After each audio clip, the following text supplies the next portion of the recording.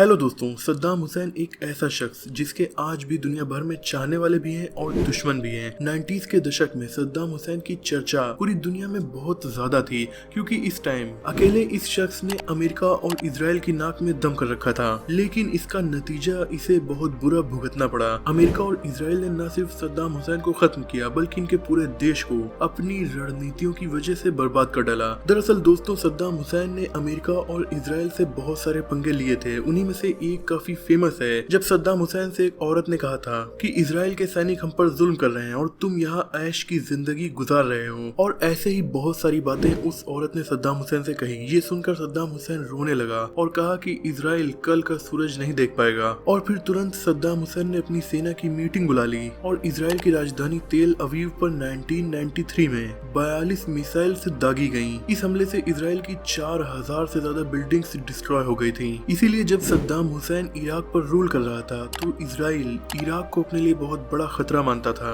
फिर क्या था, इसी खतरे को खत्म करने के लिए इजराइल और अमेरिका ने मिलकर एक ऐसा जीनियस प्लान बनाया और फिर उसे अंजाम दिया कि आज इराक की हालत क्या है ये किसी को बताने की जरूरत नहीं है। पर सद्दाम हुसैन के रूल के टाइम ये दुनिया के सबसे पावरफुल देशों की लिस्ट में भी शामिल हो गया था। इनफैक्ट 1990 में इराक की आर्मी दुनिया की चौथी सबसे बड़ी आर्मी थी। पर दोस्तों, यहाँ पर सवाल ये उठता है कि कैसे गरीब और अनाथ लड़का इतना ज्यादा ताकतवर बन गया कि दुनिया के बहुत से लोग आज भी उसे हीरो तो बहुत से लोग आज भी उसे विलेन मानते हैं। तो आज की वीडियो में हम सद्दाम हुसैन की जर्नी को डिस्कस करने वाले हैं। दोस्तों, सद्दाम हुसैन का जन्म 28 अप्रैल 1937 को इराक के एक छोटे से गांव में हुआ था। जन्म से पहले ही इनके फादर की मौत हो गई थी और बाद में इनकी माँ ने दूसरी शादी कर ली। पर सौतेले पिता से सद्दाम हुसैन की जरा भी नहीं बनती थी। इसीलिए महज 12 साल की उम्र में पढ़ाई करने के लिए सद्दाम हुसैन इराक की राजधानी बगदाद आ गया। यहाँ वो अपने मामा के पास रह रहा था। इसके मामा इराक की आर्मी में थे और उस टाइम इराक पर अंग्रेजों की कठपुतली गवर्नमेंट का कब्जा था।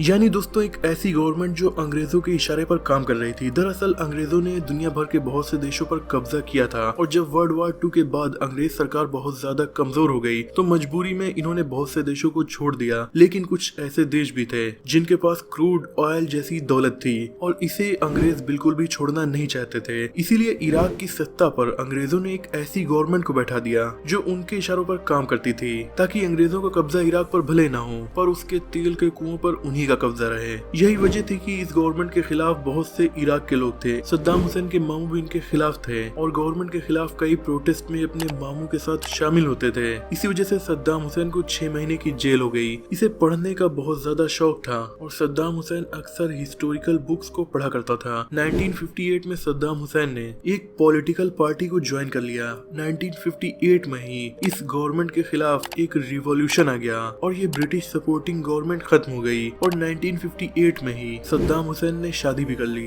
एक गवर्नमेंट खत्म हुई लेकिन इराक पर अब जिस डिक्टेटर का कब्जा था इसका नाम था जनरल अब्दुल करीम कासिम। बदकिस्मती से ये गवर्नमेंट भी पहले से ज्यादा खराब कम्युनिस्ट गवर्नमेंट थी। सद्दाम हुसैन और इसकी पार्टी इस गवर्नमेंट के भी खिलाफ थी। कुछ दिनों के बाद इस जनरल के दोस्त का कत्ल हो गया जिसका इल्जाम सद्दाम हुसैन पर लगा और इन्हें गिरफ्तार कर लिया गया। पर कोई सबूत न मिल पाने की वजह से इन्हें बाद में छोड़ भी दिया गया। लेकिन ये घटना काफी ज्यादा बड़ी थी और इससे सद्दाम हुसैन को बहुत ज्यादा फेम मिल गई। नतीजा ये हुआ कि इनकी पॉलिटिकल पार्टी जिसका नाम था अरब समाजवादी बास पार्टी, उसकी टॉप लीडरशिप ने इन्हें मिलने के लिए बुलाया और फिर जनरल अब्दुल करीम कासिम यानी उस टाइम इराक के डिक्टेटर को मारने का मिशन इन्हें दे दिया। पहले सद्दाम हुसैन को आर्मी ट्रेनिंग दी गई, फिर सद्दाम हुसैन अपने कुछ साथियों को लेकर इस मिशन पर निकल पड़ा। इन लोगों ने जनरल पर हमला कर दिया। उसे गोली भी लगी पर उसकी मौत नहीं हुई, लेकिन उसके बॉडीगार्ड्स की जवाबी फायरिंग में सद्दाम हुसैन के पैर में गोली लग गई और उसके एक साथी की मौत भी हो गई। अब इस पूरे देश की पुलिस सद्दाम हुसैन के पीछे पड़ गई थी।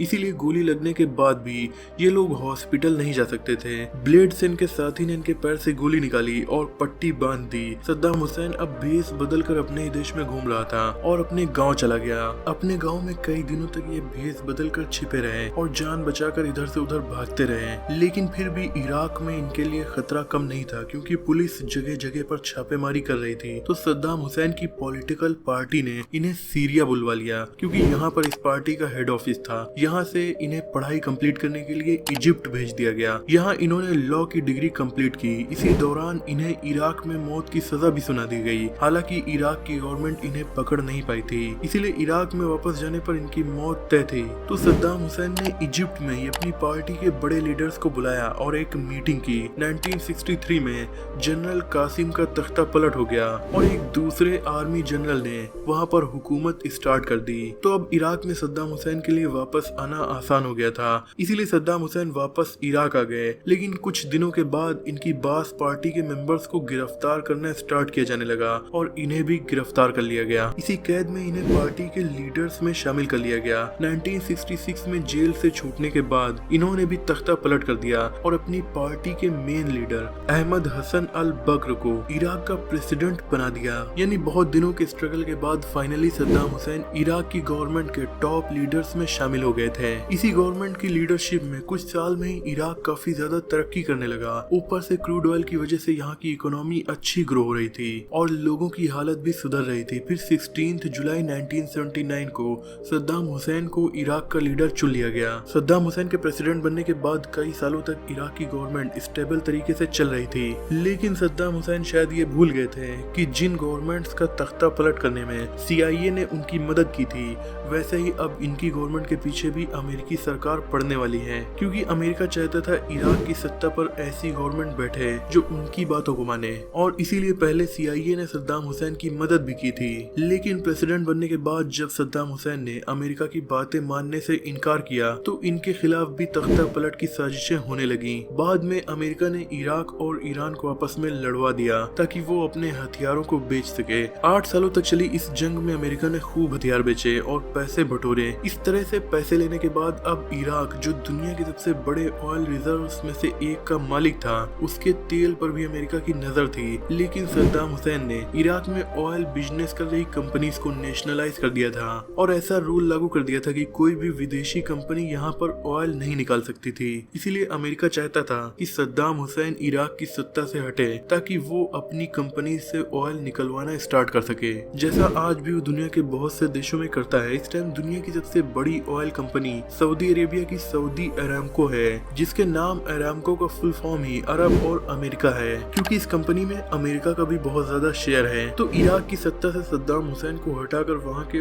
ऑयल फील्ड्स पर कब्जा करने और अपने लिए बड़े खतरे को कम करने के लिए अमेरिका ने काफी बड़ा प्लान तैयार किया। इसके लिए अमेरिका ने इराक में अपनी राजदूत बनाया अप्रैल कैलेस्पी नाम की एक महिला को। इसके थ्रू सद्दाम हुसैन को अमेरिका ने बताया कि तुम्हारा पड़ोसी मुल्क कुवैत बॉर्डर पर जो तेल निकाल रहा है वो असल में तुम्हारे तेल की चोरी कर रहा है और ये इराक और कुवैत का आपसी मैटर है, तुम जैसे चाहो निपट सकते हो, हमें कोई प्रॉब्लम नहीं है। कुवैत के खिलाफ अमेरिका ने इराक के मन में इतना जहर भरा कि 2 अगस्त 1990 को इराक ने कुवैत पर हमला कर दिया और उस पर कब्जा करके उसे अपने देश का एक राज्य घोषित कर दिया। ये सद्दाम हुसैन की अब तक की सबसे बड़ी गलती थी। नतीजा ये हुआ कि बाकी के सभी पड़ोसी अरब देश सद्दाम हुसैन के खिलाफ हो गए। दूसरी तरफ अमेरिका बाकी के अरब कंट्रीज को ये भी बता रहा था कि इराक एक अरब देश बनाना चाहता है और इसीलिए वो कुवैत की तरह बाकी के सभी पड़ोसी देशों पर भी कब्जा करने वाला है। ऐसा कहकर अमेरिका ने बाकी अरब कंट्रीज को और भी ज्यादा भड़का दिया। नतीजा ये हुआ कि इन अरब नेशंस ने इराक पर हमला करने के लिए अमेरिका को अपनी जमीन पर बेस बनाने की इजाजत दे दी और फिर इराक पर अमेरिका ने बाकी के नाटो देशों के साथ मिलकर 1991 में जब अटैक किया तो हजारों जाने गईं और इराक जो 1 साल पहले काफी ज्यादा ताकतवर हो चुका था, उसकी ताकत, इकोनॉमी और इंफ्रास्ट्रक्चर सब कुछ तबाह हो गया। इतना ही नहीं, इराक पर बहुत से सैंक्शंस भी लगा दिए गए और अगले 12 सालों तक ये सैंक्शंस लगे रहे, जिस वजह से पूरी तरह से बर्बाद हो गया।